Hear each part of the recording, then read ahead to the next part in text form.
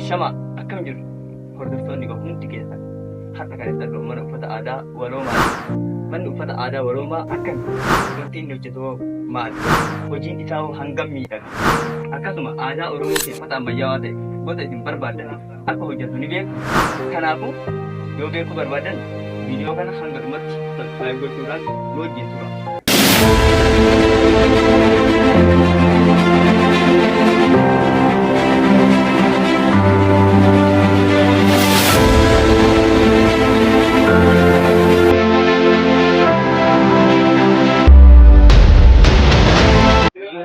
Alaarraa haa ta'u biyya keessaa namoonni uffata aadaa barbaadan bakka isin jirtanitti akka isin dhufu mana uffata aadaa Waloomaa irraa ayyuu dandeettu.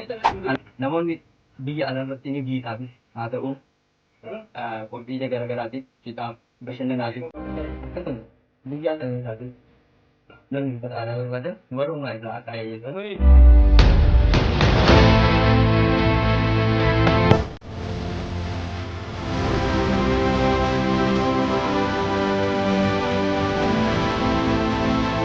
Ila aadaan sabboonummaadha. Aadaan oromummaadha. Aadaan walabummaadha. Akkasuma aadaan eenyummaa sabni tokko yookaan namni tokko ittiin ibsamudha.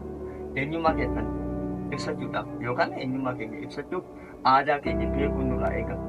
Aadaa keenya beekuudhaaf ammoo aadaa keenya hordofuu fi wanta abbootiin keenya akkasuma seenaan Oromoo irra darbe baruu qabna jechaadha. Kanaaf aadaa keenya uffannee aadaa keenyaan haa boonnu.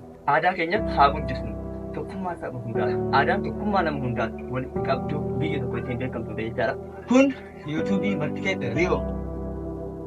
Subscribe gochuu hin irraanfatinaa. Viidiyoo keenya hanga dhumatti nu wajjin tura.